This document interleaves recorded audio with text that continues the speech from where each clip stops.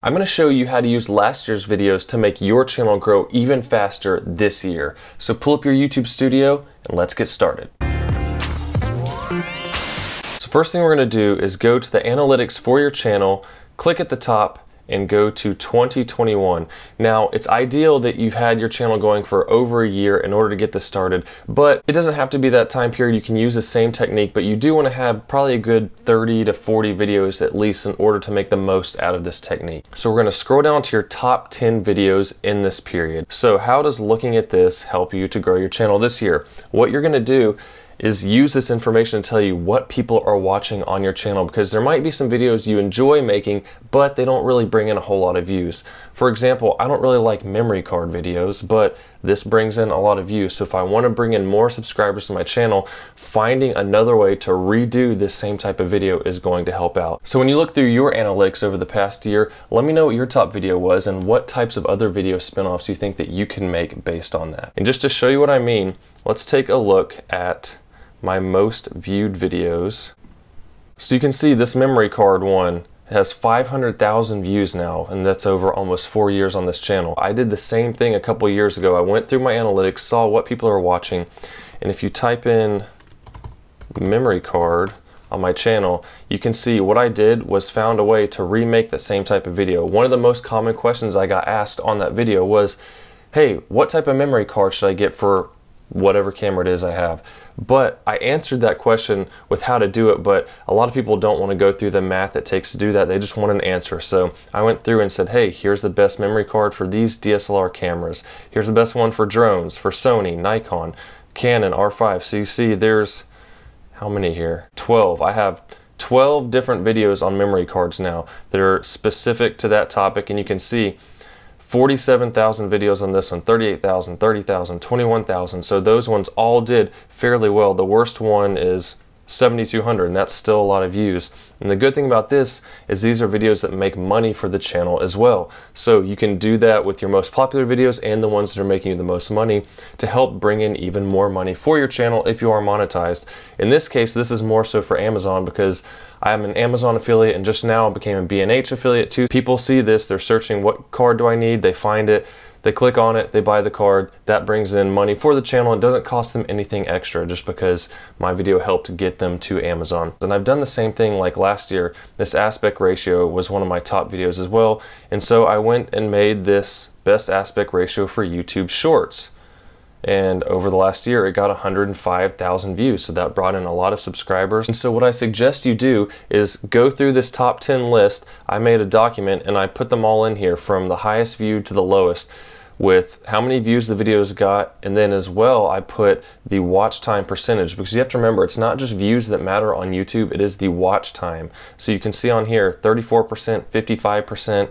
If you have something that's 40% or over, that's pretty good from what I've seen for most people. I also came in here and did I customized it to a 6-month time frame, because sometimes you may have videos that you put out earlier in the year that didn't have a lot of views yet, but then did better, like this one, best cameras for podcasting in 2021, which I did based on this video doing good, this best cameras for beginner filmmakers. And once again, that's another type that brings in more money to the channel because of those affiliate links for various cameras. So on here, I added 6-month top videos, a couple more. This one got 27,000, this one got 25,000. So I went in one more time and did a 90-day just to see if there were any other ones that popped up. Like here, aspect ratio one that I did based on this aspect ratio doing very well, so I added that one into my list of videos as well. I went through these and thought, okay, what are some ways that I can make a video that has to do with the same topic that will probably do well? Because once you start doing well in one topic, if you make more videos in that topic, the algorithm knows that people watch this type of video from you, so those same keywords, it starts pushing that out to more people and tends to do better. With this video, buying YouTube views, that one started doing really well, so I'm going to do another one on why you shouldn't buy subscribers. Probably going to be the next video after this. And then again, how I made the specific recommendations on memory cards based on this video right here. I went back through and saw that, hey, this video started doing really well and people were buying some of these really expensive lenses, but this video covered a wide variety of cameras, APS-C cameras and micro four thirds cameras, and it's a pretty long video with a lot of information that may not apply to everyone. So I thought, you know what?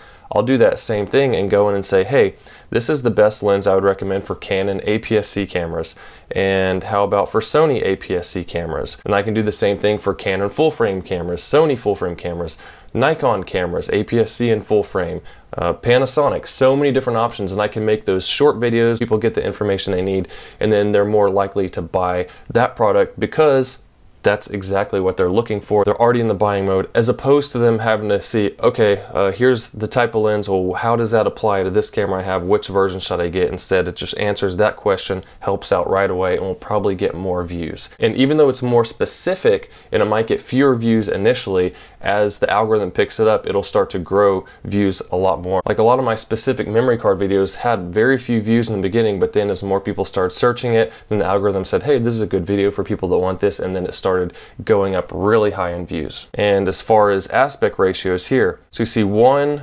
2, 3 different aspect ratio videos that did well over the past year, and especially this one, best aspect ratio for YouTube Shorts. I'm thinking, how can I apply the same type of thing? How about best Instagram aspect ratio? Well, that's specific to aspect ratio and a platform that people would want to know how to use it. I could do the same thing for TikTok.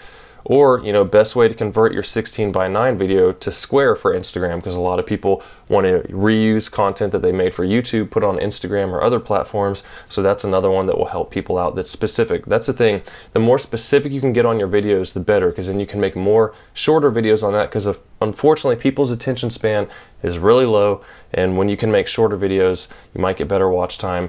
People watch longer, get more views, more subscribers, all that builds up. But the last thing you want to do when you're creating these new videos is really look at these watch time percentages. And YouTube cares a lot more about watch time than it does views, because they want people to stay on the platform longer. So when you take a look at your analytics, let me know down in the comments what your highest watch time is on your best video. Let's find one with lower. This one's 32%. So let's look at the analytics on this, and this is really useful here, how these key moments for audience retention. You see here in the beginning, I have a drop off of 30% of people in the first 30 seconds, and then, you know, a slow decline that's pretty even throughout the whole video, which is good. But when you see these things, I'm gonna stop doing longer intros. I used to try to do, you know, maybe funny skits, that type of thing, but most of the time you just lose people during that. People want you to get right to the point, and so I'm trying to start making my videos this year without long intros, just, hey, this is the topic and here's what you need to know. So I'm gonna see if by doing that, this section will start to have less of a drop, and you can track that on all your videos. So then we come into, you know, this video, one of my top performing ones, same thing. You have a steep drop off here during the intro, 30%, but then it's a lot better throughout the video, because this one has a lot more information too that applies to everyone as opposed to the other one. But even so, cutting out that first 15 seconds of an intro might have held another 10% of those people in. So try to see what's happening in your video and how you can improve that on your next ones. Especially if you see big dips in these parts of the videos, look at, okay, what was I doing? Did I start rambling? Was there something I did, some kind of mannerism maybe that people didn't like? You never know. Once you can look at a lot of videos at this information, it can really help you in figuring out how to improve your videos even more. And that is how you can use last year's videos to help grow your channel even faster this year. So if this was helpful, please hit that like button and let me know if you have any other questions about YouTube analytics, how you can use them to help out with your channel in this next year. And if you like videos on this showing how you can use analytics to improve your channel, let me know in the comments and I'll try to see what other types I can make to help you out even more. I have a Facebook group linked in the description, Camber Motion Community, where I and other people can help you learn things about your camera, other questions about YouTube, all kinds of stuff. It's a great place to be. I do live reviews of people's channels, of people's videos, and in order to get put in for the drawing, for that to happen to you, you need to be part of that community and look out for this type of posts. So I hope all that was helpful, and I'll see you soon.